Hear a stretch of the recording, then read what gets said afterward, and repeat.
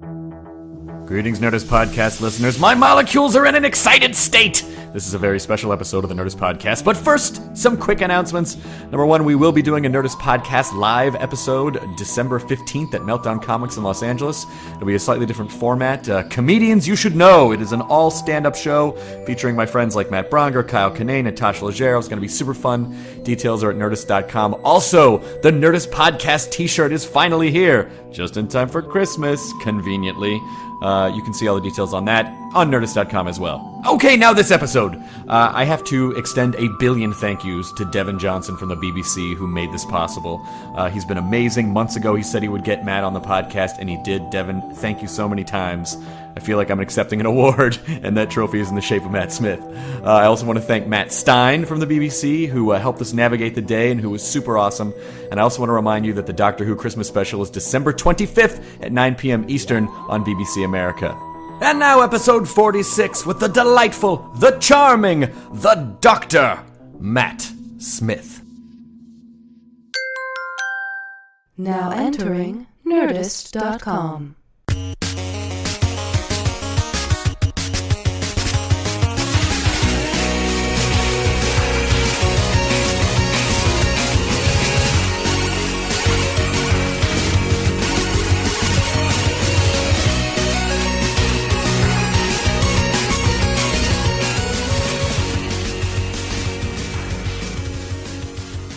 One of them did Party of Five, the other one did Mallrats. Oh.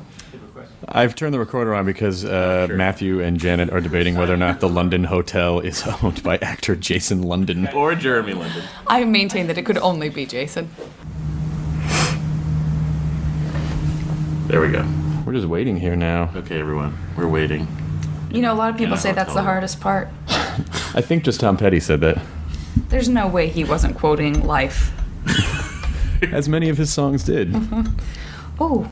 Yeah. Hello. Hey guys. Welcome. Hi. Wow, look, it's like a proper. It is. Well, don't. Feels like it. Please but don't it's be not, radio show. But it's Yeah. definitely Nice to not. meet you, Pleasure to Chris. meet you. Thank you for Chris. Hey, coming. Matt, Janet. Pleasure to nice meet to you. meet you. Matt also. Hi, Matt. Pleasure to meet you. This is my first ever podcast. What? Oh, welcome. Oh. That's fantastic. Welcome to the digital I know. era of media. Indeed. I always think of Ricky Gervais. Yes. As we all do. Yes, He does as a we lot all of do. podcasts, Yeah. right? Nobody does it like Rick. He did. The Podfather, as he's He referred to blew it up. himself as. That's Adam Curry. Really? Oh, that's not bad. He, Ricky, like his podcast was so successful, and then he was like, I didn't make a dime off of this, and then so they turned it into a television show, and then they Did he make no money off them? originally no, but didn't they sell? Didn't Yeah, they bring it was them? just the first, the fourth episode was him and Stephen Merchant complaining about if they had just charged £1 for each one, they would have millions. Here's something that More. is You know what I'm saying? this is only something that other people agree with me on this. When you just said Ricky alone, it suddenly, when there's a person that you think of and their name is just one long name, like you Like Tom never Hanks? separate exactly. Right. Suddenly, for the first time ever, I thought his name is Ricky. Yeah, I never thought of him that way. I Yeah, I never thought of him that way just too. Now, but Ricky Gervais. it's Ricky Gervais. It's true, It's not right? Ricky. Yeah. It's Ricky Gervais. I just. That's an interesting Don't observation. you think? There are just some people whose name you're always string I together. think even Rita Wilson says, "Hey, Tom Hanks, when you go to the Yeah. store, can you pick up some Cheerios?" Rita Wilson's another one. Yeah, that's true. You're right. Rita? Her Wilson. name's Rita? No, you think Rita Moreno when you think the Right. name Rita. Matt Smith, welcome to our wee little podcast. Hey. It's so nice of you to do this. Nah, You're man, busy. it's a complete pleasure. It's a podcast, my first one. It is your first podcast. Yay. This is great. So hopefully this will start you in the dark descent of the know. podcasting Yeah. world. And we can sell it for £1. Yes. Well, because no one, I mean, the podcasting, it's still, I still almost feel ashamed to say, like, will you be on my podcast? Because it sounds like you're saying, like, my mom will pick us up and we'll do it in the basement and I've got I an was really Atari. impressed. Look, you've got like full-on old school 50s mics. Yes, we've got swanky mics if and it mic makes you feel stands. better to do this as though you're To stick your adjusting finger in your ear? pitch Right, so that okay, you can hear nice. yourself better, feel free, Okay, as cool, in the cool. 1940s. Yeah, sure. So we have a little bit of time with you, and first of all, fantastic job, fantastic job. Thanks, because you're a big Who fan, aren't I'm a you? huge Who fan. Yeah, All yeah. of us are. So it's always quite nerve-wracking when you meet big Who fans because either they're going to go, well done. Right. And what they're actually doing is going, well done. See, my physical gags are wasted on a podcast. Aren't they? He made a stabbing motion as though we were stabbing Chris. We should do like a radio play. Yeah. Stabbing Yeah. motion. Yeah. And then a Foley artist. Look, we've got like tin things and stuff. Yeah, it's a gorgeous Things room. will happen. You might. I'm sure. How long did it take before people came up, like the hardcore Who fans, and said things like, "Now, in the end of time, you pulled your sonic screwdriver out, but in the next scene, it wasn't like." Are people asking you like continuity questions? I know. I mean, here's like my one rule is stay off the internet. That's not a bad rule. Don't go near the internet because my heart's frankly too sensitive and supple to cope. And I think generally people have been really quite responsive and quite kind and quite open actually, but yeah, I mean, the continuity stuff is interesting, and they pick up on the weirdest stuff. In fact, right? Oh God, I'm about to do something really ghastly now. But in episode 1, the 11th hour. I'd be interested to see who's picked up on this. This is a continuity exclusive. I'm wearing 2 jackets, basically. I'm not, but there's a scene at the end of the episode, I think, where I'm plinking and plonking on all the TARDIS equipment. I'm going tack tack ding dung, and the TARDIS is about to fly off, and the music's rising.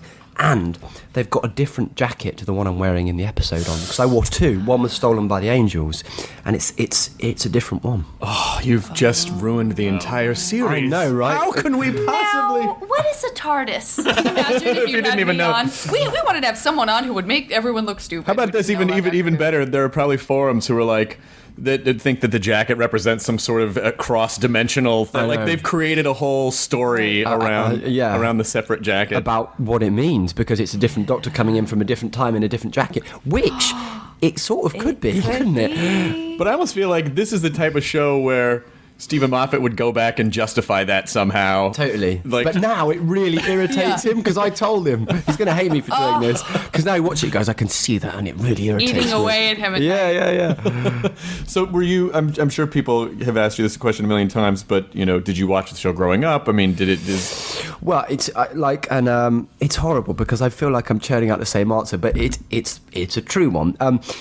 I was part of that rather barren age where they took it off the TV, the BBC, stupidly. So I didn't have it on the TV when I was growing up. It was only when Chris Eccleston came back. I mean, I had references of it. It was repeated on. We've got a channel called UK Gold. It was sort of repeated on that, and I remember a sort of strange old man. It was William Hartnell, weirdly, running down a corridor. And then I think Pertwee I've got vague recollections of, and Tom Baker and the scarf, and so because it's embedded in your fabric as a British person somehow. So I was aware of it, but it wasn't on the TV, and I was robbed of it as a child. I want to be 8 and frightened.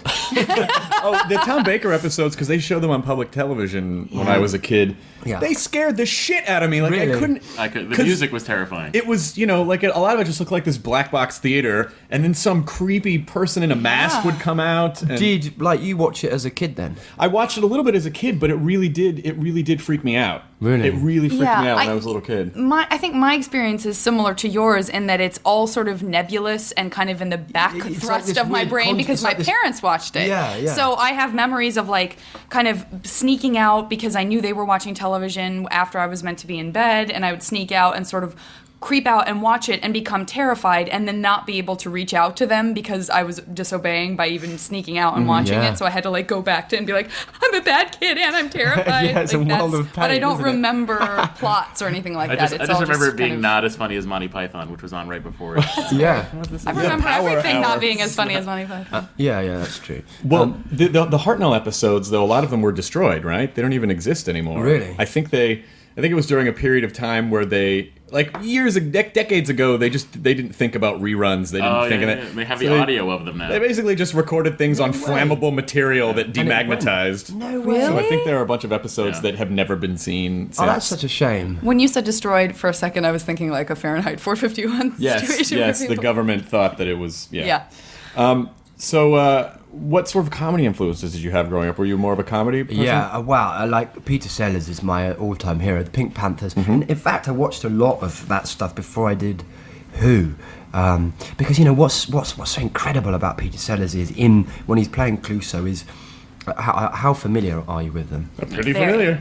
So say either the Globe or the snooker cues. When he gets all the snooker cues, he never apologises for his recovery.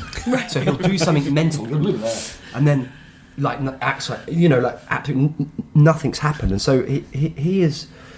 And then I don't know, just so much of his stuff is he's a huge influence. Python, of course, and a British show called Some Mothers Do Have 'Em, which is about a guy called Frank Spencer, and again, it's just a sort of wonderfully brilliant comic performance. But I'd say kind of Peter Sellers primarily is someone that I've really consciously looked at and studied.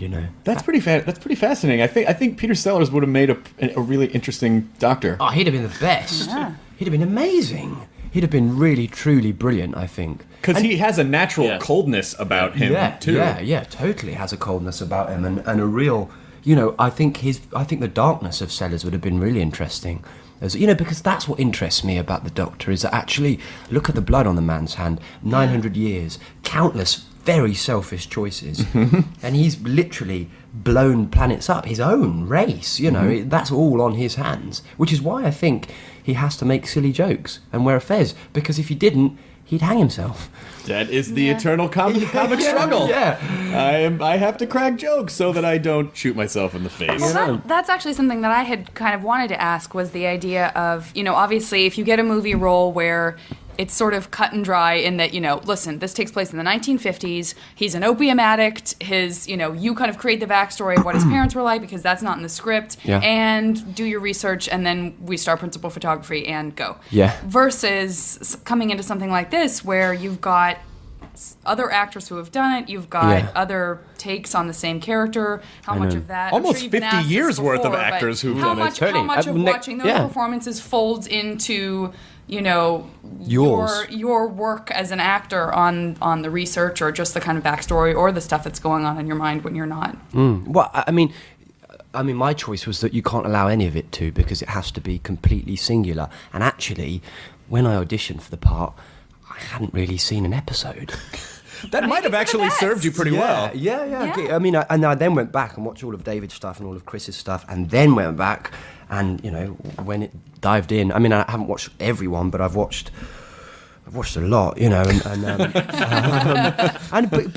that was purely choice, because it's like any sort of great, well, to me, it was quite nice because I became a fan.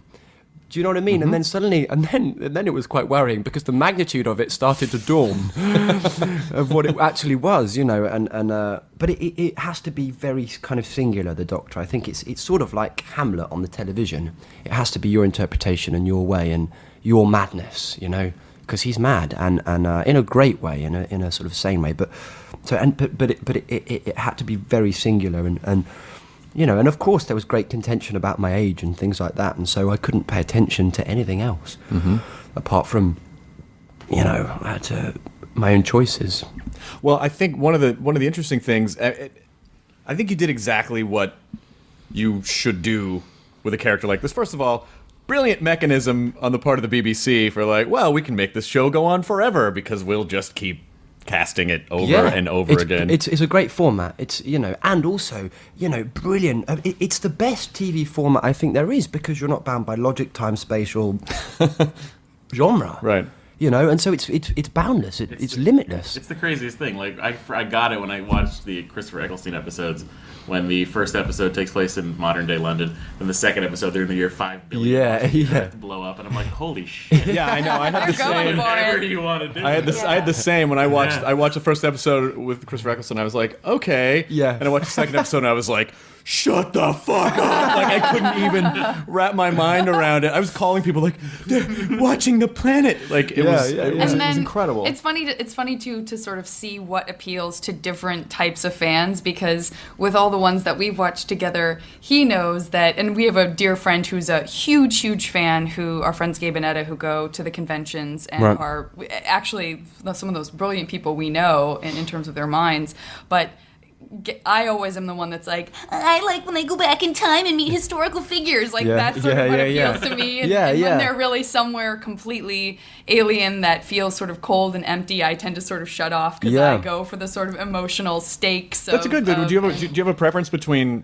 like interdimensional or planetary or historical? I know, I kind of love them all, and that's a bland answer, but it's true because, I think that's the virtue of the show. But there's something wonderful about feeling very close to the concept of time and time travel and the TARDIS, and just filming on the TARDIS every day. That's one of the great virtues of playing this part, is that actually it's me in the whole world that gets to be really close to the notion and go, listen, hey, really hot chick with red hair, come with me.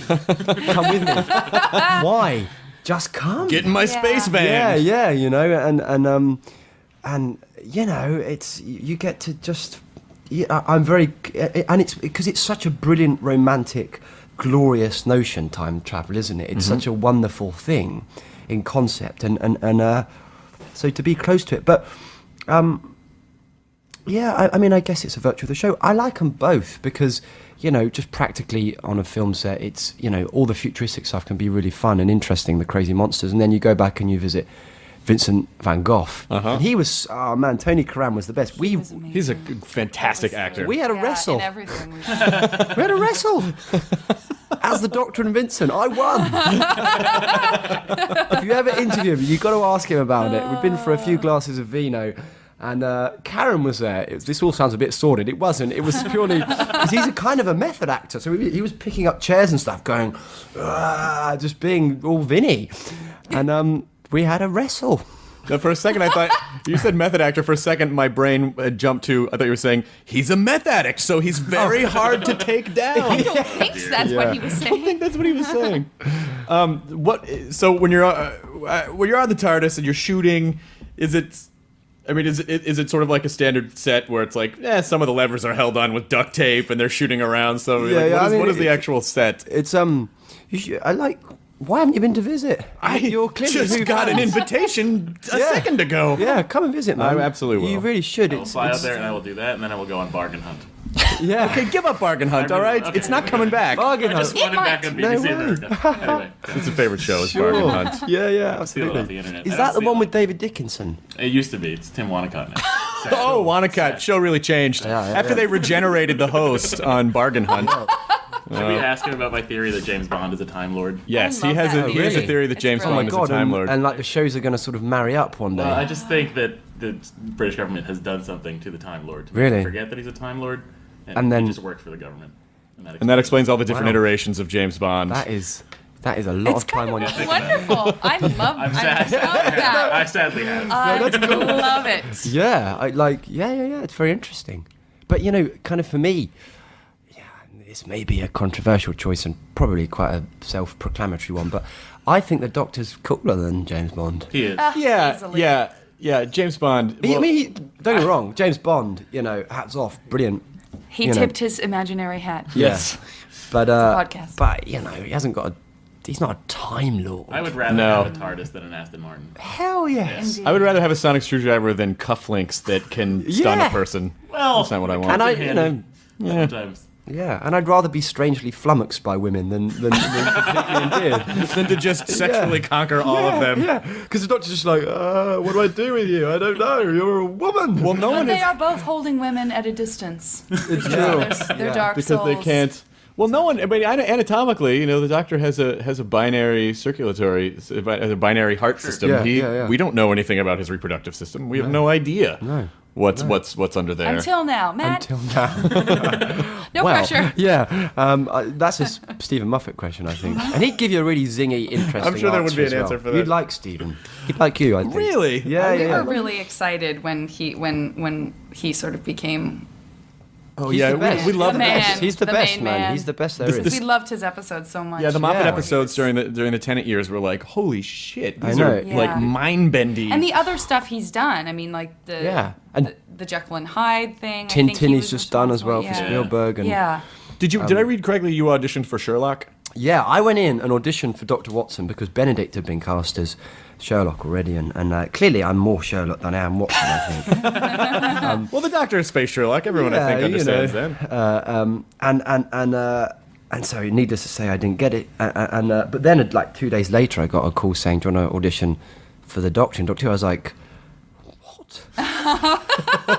Really? Yeah. And it was really interesting because I was just like, "Well, I'm never going to get this. What the hell?" Yeah, of course. It's such a great way to go into something, though. Like you said, you sort of didn't feel that weight and the anxiety of it, and got to do your thing. I just read it and was like, "Whoa, this guy's amazing." Yeah. So maybe that heritage wasn't sort of pounding down until I got the job, and then it was. What was the audition process like? I mean, did they just write a generic scene, or did they give you tenant scenes or new scenes? Episode 1. They gave me episode 1 and 2 scenes to learn, but you got it like 2 days before, and you can't tell anyone. I tell everyone this story, but God bless my mother, because I had a sort of a coloured scarf at university. Anyway, when David announced that he was leaving, she texted me saying, "You should be the next Doctor." Swear to God. So then I got the audition and I rang her and she said, "See?" I said, "Well, I haven't got it yet." And she said, "Well, no, you probably won't get it." And I said, "Well, yeah, I probably won't, but I did. Kudos to your mom. I mean, I get those calls from my mom sometimes where she's like, "You should be on this." Larry King's leaving. Could you? Yeah, if you could take over. I'm like, "Mom, it's not, I'm never gonna." You could take over from Larry. Hasn't Piers Morgan taken over? Piers Morgan's taking over for Larry. When does that start? January, I think. I think... 'Cause I saw him last night with Rumsfeld. I think it was on... Was it last night or something? No, it wasn't Rumsfeld. I think at some point Larry King goes back to his home planet. He's clearly not human. He's mostly dust on the inside. He just ties his suspenders to something hard and just launches himself into That's space. right. I have to go back to my home planet now. Here's Piers Morgan. And then he just vanishes. Like, oh. It'll be a fitting end to Larry King. Indeed. What was so amazing to me was to see that pretty quickly after you took over the show, I posted this video on my site of you closing Glastonbury with Orbital. Yeah. And what was so amazing to me about that, it was just looking at your face and then just sort of seeing like, a few months ago this wouldn't have happened, and now here's this guy, and you're soaking in, and you see like 40,000 people. I know. Oh man. And they're playing the Doctor Who song. Now, were you playing the keyboard? Yes. Should I not tell the people Yes. about the quotes? No. Yeah, no, do. Yeah, I was doing quotation marks because I don't know. Yeah, it was itchy or something. Was it I don't know. a player keyboard, like It a was- player piano? But I mean, it just came about because I met those guys at Coachella, the music festival, and they're just massive Doctor Who fans, and they were like, "Whoa, you're Doctor Who?" And I was like, "You're the dude from Orbital." How do you know? Yeah, and they were like, "Yeah, kind of," and I was like, "Because I have a friend who's really into them," and then we just got talking. They were like, "We're going to close Glastonbury. Do you want to come on?" But we planned for me to come up on a plinth and come out the TARDIS in full costume, but there was, there's things that, I don't know, with branding issues or something. Sure. I don't know, so you can't. But yeah, it was one of those sort of once in a lifetimers. It was amazing, and I love and that was the other reason that, because I was enjoying your work on the show, and then that's when I kind of felt like, I think I like this guy as a person, because really? you just seemed so, like, you were so earnest about it. It's like, hello. Yeah, well, but literally, I didn't want to do it. It took like my kind of girlfriend and my best friend to go. Because I was like, it's the last. Everyone's just going to go, who the hell is this dude? And the British audiences can be a little harsh sometimes. Yeah. But they seem to genuinely enjoy that. They kind of went with it, which was great. Yeah, man, I shall never ever forget it. It was great. Have you had other experiences like that where you've sort of been jettisoned so quickly that somebody that you were a fan of immediately absolutely. becomes your fan as well, and you're like, we get to meet each other sort of on this. Hello, Michael Caine. Yeah. Richard Curtis, who I love as a writer, and he came and wrote an episode of Doctor Who, because what's great about Doctor Who is, and I think kind of one of the ways that we get loads of great people in the show is because they're kids. Yeah. They have 10-year-olds and 8-year-olds who are just like, make something I can watch. And you know, it's sort of one of the reasons that we get. And I had a great moment in LA actually. Again, I sound really vain. No, this No, is you No, absolutely no. do not. Please, Not You at all. absolutely do not. yeah, please let's talk more about We asked you. moments that happened to me. We asked you. Oh, everyone. Yeah. So, so I'm in a hotel. We'd come over here to promote the show, the first screening, which is all, you know, very nerve-wracking experience because it's, you know, it's the first episode of this thing that we've all been working on so hard, and people were like, "Who's this young dude?" You know. But anyway, so I'm in a hotel room, and it was a lovely suite that I had, and there was these massive curtains. So I'm there, and I just sort of went, "Oh, cool, check it out." Boom. And then on kind of sunset, and there was a massive billboard. Oh yeah, I know that billboard. Yes. Yeah. And because it was at the that hotel on Sunset, what's it Like called? near the Standard or the... Yeah, it's just one up, the Mondrian. The Mondrian. Mondrian, yeah. Yeah, and it was outside there, and I was on the phone to my mum at the time, and I was like, "Mum, I'm looking at a billboard of myself." And that was a pretty seismic moment, you know. And she was like, "I told you you'd have a billboard." "Well, yeah, you know, she was, Yeah, those billboards. I was so excited to see those billboards because you know, up until this last season, I feel like the awareness of Doctor Who has been largely word of mouth, and it's Really? just been a lot of people. What? Oh, we've received a message. Devon pops up out there. Being That's cool. haunted. That was I have a brilliantly message comic. sent We've in. received a Whoa, message. what's going on down there? There's two.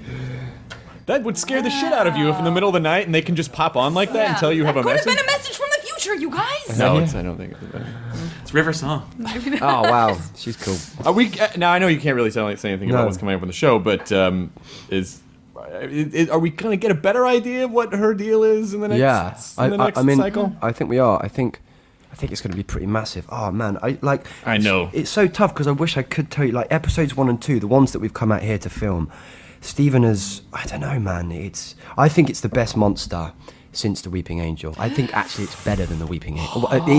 It's on par with it. You want to see it. You want to see the thing. It's the most hideous thing in the world. But it's brilliant. It's so clever. And it's part of a really big arc. It's part of a really big story arc, which harks back to season 5. But yeah, you know, the Doctor is, you know, he knows he's someone from her future, but who? It drives us crazy And then in the best way. they're breaking up the season into 2 chunks next year, right? Yeah, because so episode 7 will be, as Stephen describes, the mother of all cliffhangers, which I haven't read yet, but I don't know, man. And Amy, there's something going on with Amy, man. It's crazy. There's something going on. It's you know, and it's wonderful. He started what he's done with 1 and 2 is very clever, very brilliant. I just think his mind baffles me constantly. I bet. Yeah, because where did you come up with this stuff? You know, like all that time stuff. You know, It's so intimidating to imagine having to think that way. For Yeah. me, just creatively, like I would just be terrified. Yeah, it's a different way to think, to Yeah. cut through time, because then you step out of like linear storytelling, and you have to think of like multi-dimensional storytelling. Exactly. Yeah. You know, there's this half human doctor on another dimension, and then Yeah. there's Matt in the main one, and then there's other people. Even in the last 2, it's like, oh, she has a drink, and then he goes back. And I gets know. a drink. It's like, I know. Yeah. I know. Yeah. Oh, I'm pleased you like all that stuff because kind of people worry that and they're like, oh, but it's too complicated for children stuff. And I think no, you know, because it's kind of like The Simpsons. You know, Absolutely. kids get Something it for everyone. for where they get it, and then other guys get it for so it can operate on a Yeah. lot of different levels. The texture is so important for a great show. I don't have kids because they're a lot of work, quite Yeah, frankly. yeah, but yeah. but what I think is great about the show is that it is a show that you could watch with your kids or your grandparents, and Yeah. you can all appreciate something, and then you can all bond about it. And Yeah. I think that's one of the brilliant things about it, is that it is entertaining for adults as well. Yeah. Oh, well, I mean, I would hope so. Yeah. It is. Yeah. Good. So I was reading that you started out as you were a football player. I was. Yeah. Not yeah. American. We say I don't know why we call You say American soccer. football Soccer. football. American Yeah. football is a dumb name for football here because they don't really use their feet, a couple times. but a couple times. Kick But the ball up. Yeah, not and kickball. It's field not goals and like stuff. soccer. I watched some last night, man. I watched some. is it baffling as American? I don't watch American football. I could Kind of keep crap baffling. about Yeah, it. I have no idea what's going on, but but you know, feel there was about rugby. it was quite I was entertained. Philadelphia beat the Washington Redskins, is it? I don't know. I think so. Yeah, I don't know. That was a historic game because they scored the most points. And in the a quarterback first was like half amazing. Yeah, ever. yeah. This in dude. the NFL. It was like 49 or something. 49 points in the first half. Yeah, Myra, I Anyway, still don't, okay. still not Whatever, connecting with guys. that. No. So you started off as a footballer. As a footballer, yeah. And then- I got injured, and I had a teacher who encouraged me into acting. He cast me a play, and I didn't turn up. I just thought acting was for girls, you know. I played football, man. It was like little did I know that it's quite the opposite. It introduces you to girls, and then you know I went to university and did a thing called the National Youth Theatre, and then did a couple of plays and stuff, and got into it, and that's how it happened for me. It's funny. It was funny, like walking through parts of London where they're like, no football jerseys. Like you're Really? not allowed to wear. Oh yeah, like yeah, if you someone else- if Because it might Yeah, elicit yeah. a riot. If you go to if you go to Tottenham, don't wear an Arsenal shirt. Yeah, for sure. Yeah. That would be bad. That's intense. Yeah, oh God, I it's can really understand intense. that level of. I Yeah, can oh man, understand it's that level. yeah, God. Or if you go into if you go to Manchester and you go in the wrong part, you can't wear a Man City shirt or a Man United shirt. It's I would be killed instantly because I don't know any of those rules. I'd probably No. accidentally wear the wrong color. But then you could go, look, man, I'm from the US. I have no idea. And what then you're they would talking kick about. the shit out of me twice as hard.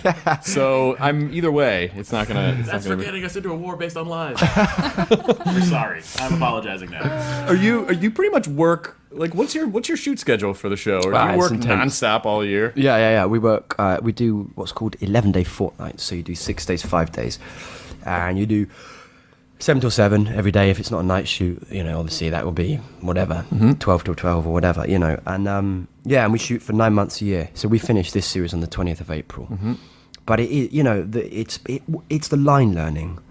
Really, that's the really seismic part, because obviously as a doctor you're saying, This is a blah blah blah blah blah. the confibulations of the thing of everything, it's mental kind of doctor speak, and so Yeah. you can't blag that. You have to learn it, and rhythmically, Stephen's very particular, and so it's it is a lot of work, but Do you have tricks? I mean, do you sort of have things that work for you better than others in terms panic, of memorizing? just blind Good, panic. good. Always a good choice. I gotta learn it. No, but sometimes if there's loads and I'm struggling, I'll put it on a dictaphone and listen to it and just try and any way it goes in really. Right. But it does. I've got quite good at learning lines.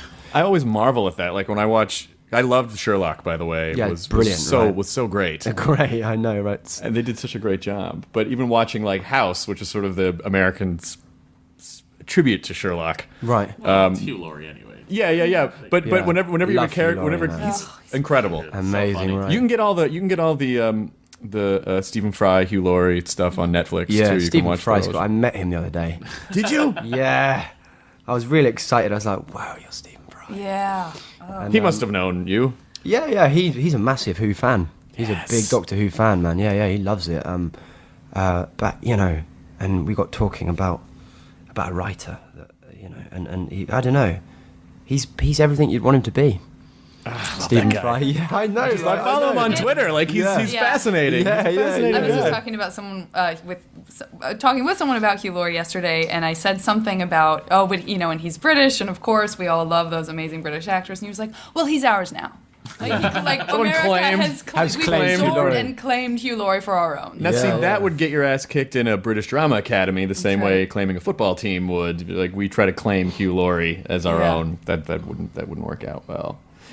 But that show is, it's just like I love seeing strong, intelligent lead Drama. characters Yeah, instead yeah. of characters that have to. I've never shoot watched people. House. That's bad, isn't it? You No, it's That's not. okay. You got plenty. No. You got plenty. You seem British busy. stuff. You seem like Well, you got a there lot is on your that. plate. There is that. True Blood, I couldn't put down, man. Yeah, I did watch that too. Did you not like it? I did. I did No, like we've it. seen every I episode. mean, We love I know, it. 'cause I love vampires. I've always loved vampires, and I don't know. It's just, hats off to you guys over here. The way you make television, it's beautiful. They do it very well. Really? Because I always feel like British television does it better. Really? I do because you guys. Sopranos, The Wire, True But we Blood. always talk House, about how mean, I think I'm more interested in what the actors are permitted to do and how they don't get pigeonholed the same way as they do in America. I always complain about this to you because Someone you can just said have that to Hugh me, Laurie actually. doing House, and I think it feels like all along the line getting the Shakespearean training, but also doing a lot of kind of farce stuff. And I just feel like the opportunities, like we sort of look at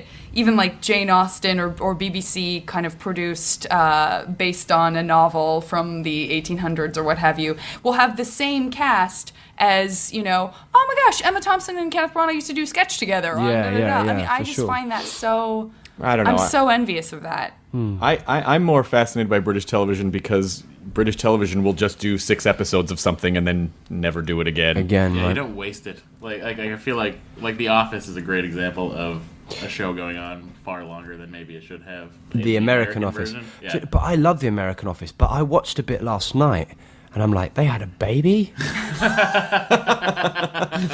Where does that go?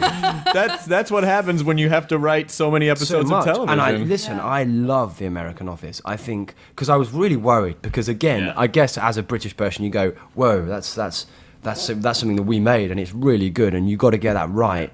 But then I think they smashed it. I think Steve Carell's brilliant. I think Dwight's Yep. brilliant. You Yep. know. And I think it was great. And I actually think the love story in that was really good when he went off and went to the other branch and everything. Yeah. But then, so I've missed loads, obviously, because they had and now it's like, now I know. So I'm like on series 3 or whatever. Oh, you're like, or there's 4. a so baby coming. So Right. I think Yeah. But I they'll always pull through. With Yeah. British television, I always feel like as an actor in British television or a host in British television, you never have Presenter. Thank you. You never have the power that, you know, because you're like, can I get a raise? And they'll go, actually, we'll just recast you. Yeah. Or we'll stop doing your series. Yeah. And you're like, oh, I'm sorry. And I mean, that's the great thing about American television is they reinvest. They give you more money every year, it seems, or so I'm told. So if you get a hit, you know, they go True Blood, have another $1 million and make it better. Yeah, but I think the like less episodes makes things more precious. Like if you watch any of Chris Morris's stuff, like Day to Day or Yeah. Brass Eye, or Brass Eye's great, any of isn't the amazing, any of the Alan Partridge stuff, like the fact that it didn't. Of course, I'm Alan Partridge, right? Well, yeah, but isn't just- that incredible? it's incredible. Like the fact that like what was so genius to me is just how they would just do a new Alan Partridge series and change the surroundings of his life, and then that would be like a couple years later. Like that to me is a gorgeous way to do television. I love Alan Partridge. I'm pleased you like Alan I Partridge. love Alan Partridge. Yeah. Like just brilliant. Oh man, I could talk about that a lot. It's Well, great. so do you know him? He's a big. Oh no, but I mean, you know, that's an influence. Influences. Yeah, Steve Coogan. Dan, Steve Coogan. Dan, Insanely Dan. You can't hear me, Dan, Dan. Oh, and he's so mean to poor old Lynn. He's great. Yeah, I mean, we've got some. Yeah. I guess we have got some great sort of comic actors. I bet you could get Steve Coogan on Who. I don't know, man. He's gone Hollywood, man. He's in the big movies now. What did Really? I see with him? Is he in Iron Man? No, not Iron Man. He plays a really rich dude in something I watched the other day. I don't know what it was. Maybe I can't I'll remember. I don't know what he was in. So funny in Tropic Thunder, though. He was Yeah, incredible. that's in sort of Tropic the Thunder. last. Yeah. That's Yeah. I mean, that's not the last thing at all, but that's what I think of when I think of him.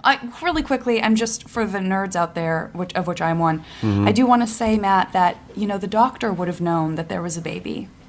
Yeah. And he would have just copped back and forth around episodes, and it would have been fine with him because I that's know. the way his life is. I know. So I want you to consider giving those earlier episodes a try because A true say. the doctor has a lot I have and he Yeah. still goes through and conducts himself just fine. Shut up and push up your glasses, nerd. Yell at Janet. I have a couple. First of all, when I started blabbing to the internet about how much I love the show, they're the things that get the most responses from people. Like no matter what I talk about, whenever I talk about Who, that's where people respond the most. Really? That's Yes. interesting. So I sent out a thing last night on Twitter that said, "Oh, if you have a question for Matt Smith, put it on my website. I'll ask a couple of questions." Okay, cool. Not all of them were amazing questions, Nope. but there were some good. There was. I'm some, sure, yeah, The ones that were interesting. A guy named Red J said, "Did you write fan fiction? Is that true?" It was kind of as a way to get into to playing the Doctor. I looked a lot at Albert Einstein because I thought, who's closest to this man on the planet? Whose brain is? Because the Doctor is, and that's the brilliant thing about playing him. In every scene you do, whatever room you walk into, he is head and shoulders the cleverest person in there, which gives you carte blanche to be anything you want. It's like, well, yeah, I am, but I'm cleverer than you, so it's better. Moving on. And I thought, so Einstein, and so I looked a lot at Einstein, and then I was in Egypt at the time, and as a way, I had lines to learn and stuff, but I thought I didn't want to do that too early, but I wanted to connect with it every day. I wanted to touch base with the doctor, so I wrote about him and Einstein travelling, and they were locked in a time box, a thing, I don't know, it's just this, a thing, a narrative thing in Egypt with all the cleverest people that had ever lived. And so I just wrote short stories every day about those two. But I made Einstein sort of a bumbling womanizer who the doctor loved and was totally endeared to. But like Cleopatra, you'd find him in bed with his trousers around his ankles, and it was at the time that Einstein was developing the bomb. And the doctor's like, look, you can't do this, you can't do it, and it's him trying to dissuade him, and Einstein being like, oh, it's fine. Why is this not an episode? Yeah, well, so I sort of wrote, and maybe I'll publish them one day. How did this I don't guy know, know but about they're that? probably really bad. This is the thing. That they sound good in theory, but the execution's probably pretty pants. I think it sounds incredible. I think, look, if you just casually slipped it under Moffat's door and didn't put a name on it. That's not how it works. With Moffat. That's how it works? No. Hey, Steve, I got an idea. Yeah. Keep it to yourself, Matt, and learn my lines. I think. Yeah. Can we have dinosaurs on the show? Okay, I've way asked for that. Yeah. I really want dinosaurs, man, that can talk. Of course. talking dinosaurs. Yeah. Of course, they're an alien species. Jurassic Park 4. Yeah. So someone by the name of Ood Kiddo wants to know. Of course, why not? Why not, right? Why not? I like that the Ood get hip. Yeah. They get all hip. They are kind of hip, though. Hey, I got my secondary brain in my hand. Yeah. I'm tearing shit up. Snazzy dressers. How much influence do you have on the scripts? Very minimal influence, really. It's because also they tend to be brilliant. He's so brilliant, Stephen, and I wouldn't presume to be able to do. The way he deals with structure and pace is incredible, and So, but obviously he's very open. But I tend not to question the man's authority. So there's not a lot of improv on the set. No, there's none. With other writers, there's more. But with Stevens, I say as it is on the page, word for word, because it's undeniably brilliant and rhythmically. And also, what's so interesting about coming back actually is that he's really writing for me more and more, and he's making me funnier. I hope, because he's playing into my clumsiness as a human more. And it's What a compliment to have, to start seeing it shaped. Yeah, to kind of exactly. wear you. That's great. It is a compliment, isn't it? Yeah. So no, none really. I am powerless. Let's see. Here's a question. What is your favorite board game? Says Patrick Rose. Good question. You won't know it. It's a game called Wembley, and it's a football game that I played when I was a kid.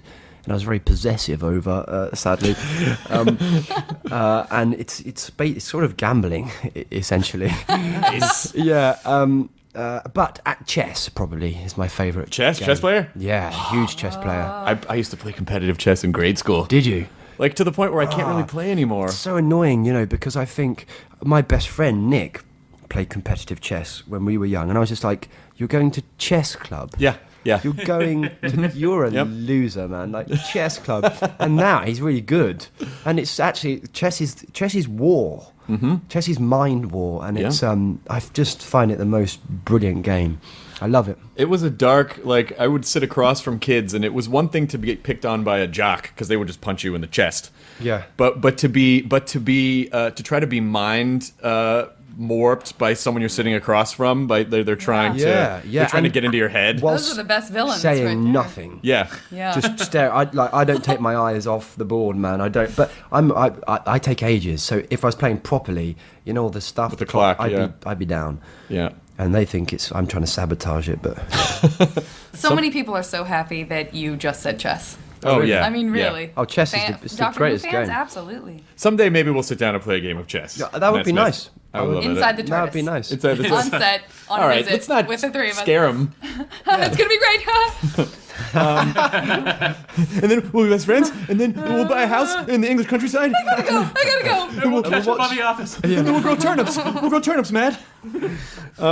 So someone named Steven wants to know, when is Christopher and his kind coming to the States? The Christopher Isherwood. It's released in January, and I would hope it would come out. I was asking Devon earlier. I mean, I hope it comes out over here. I would like it to, because I came out to visit Don Bacardi, who was Christopher Isherwood's partner. He's an artist.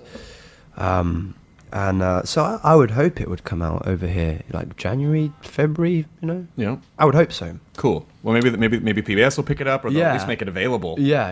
Or BBC Or America. BBC maybe. America, maybe. After Bargain Hunt, hopefully. Yeah. That is top on their list for sure. Let's see. I think here's one more question from Jeddah. Will we see the Fez returning anytime next season? Now, I know you can't give away any spoilers. Will we see the Fez? Perhaps. What can I give you away that's interesting? Maybe not a Fez, but maybe something akin to a Fez. What? Oh. What? Yeah. A giant... Foz. The Fonz? What is it? Yeah, the Fonz. The Fonz is gonna... Oh man, that would be Henry Winkler. You just blew my mind. Oh, You just blew my mind. He'd punch the Stardust with his hand. No, the Doctor goes to Happy Days. Of course. Holy crap. Oh it has to wow, Ron Howard. Do you think early Ron Howard wouldn't be on board for that? He would be so on board He for could that. direct. He'd be Ron, if you're direct. listening, come and direct Doctor Please, Who. Ron Howard, who probably doesn't listen to my show. That would be incredible. Wow, that would be cool. Probably yeah. doesn't listen to them. Of course he does. Ron Howard probably doesn't listen. Ron Howard's busy. Are you going to have time to, because now I would imagine, like, offers are probably rolling in, but I'm sure you're pretty tied up with God, Doctor Who. literally, yeah. I mean, I've been batting Spielberg away the lot. No, they're not. it gets tiring. I say, Ron, no, I won't be. He was crying on the phone, crying. I don't know really. It was nice to do Christopher, which was different, and I hope to do something interesting in my next gap. Sort of in between Who series and stuff. So, of course, it does open doors though, being the Doctor and playing a part that has that sort of profile. So, it affords you opportunity, but it's not as though, I've got people going, please be in my film. But it's got profile, but it also has substance, which I think is so great. Because I feel like there are high-profile roles you could get trapped into that wouldn't necessarily show off the breadth that the Doctor does. And I'm just, I'm really fortunate. I don't wish to bang on about it, but to have Stephen, who, for my money, he's the best in England. He's the best, He's the best. I just think he's unparalleled and unmatched in his inventiveness and particularly in the way that he interprets the Doctor. Mm-hmm. Agreed. And I do want to, because I'm sure you're going to be doing a lot of interviews here, but just in general, I want to apologize on behalf of everyone who takes the opportunity to ask you a lot of questions about Karen. Oh, no. Because I worked on a show in America with an attractive girl, and then for years just like, hey, what's going on there? I'm like, please stop asking me questions about that. Really? Yeah. It's but I mean, I don't away. really have one other than like, or did you guys form a fast friendship or? It was really interesting. I mean, Karen is she's a true force of nature. That woman, girl, strange praying mantis thing. But we're great friends. I find her. She's one of the few people in the universe that makes me sort of laugh out loud. Mm-hmm. And it's been just wonderful to see how much she's evolved. I think as an. I mean, we both have, and we've done it together, and so that obviously creates something which is undeniable for the rest of your life. But I think we got better actually, and I think it took us a couple of months to sort of understand each other. But now we're flying, and we have great chemistry, and it's all quite instinctive. We call it the old Smith and Gillen. It's very embarrassing. The old chat shows and stuff. You go, we'll just get the old Smith and Gillen out, won't we? It's all very self-proclamatory. But she's genuinely very funny and takes it all. She has she doesn't take herself too seriously. She's very beautiful, doing very well. And I saw her do something in an episode which I can't talk about, but I saw her do it, and I went, oh my God. you're going to be an action hero. Oh, really? Yeah. Nice. She swings round with something, which I can't tell you what that thing is, but I was like, you're going to be that action hero, leading late. It's the Be the fun. Fonz. She swings him around. He's a weapon. Well, Matt, much to the dismay of the listeners, I think we are about at our time point with you. Have we? Oh, yeah. I just don't want to keep you. We're both doing the Craig Ferguson I show know that's today. exciting. I don't know what to expect. It's Ferguson is. Is he cool? He seems really cool. I've watched his He's stuff. literally one of the best people I know. Really? He's been on the podcast before, and we bonded over our love of Who. And when I first started, I go on a show about once a month, and we would just talk about Doctor Who. Really? And then it just became this thing that we had. So he called and he was like, "You know who's going to be on the show on Tuesday?" And I'm like, "I think I know." Yeah. And then so he asked if I wanted to come on, and so It's cool. Yeah, it's exciting. I mean, it's just great for kind of Doctor Who. Really, it's good. It's it's cool that we're filming out here. But so, I mean, you guys like the new carnation of Who, do you? I love it, and Good, I hope so. what's so interesting about it, and sort of what I touched on earlier, is that you did exactly, I think, what was supposed to happen, which is you just did your own. You did your take on it. Yeah. And it's such a. It was so weird because I was such a Tennant fan, and I was like, Yeah. wow. Oh, he's a okay. brilliant doctor, Yeah, though. that's David's so good. great.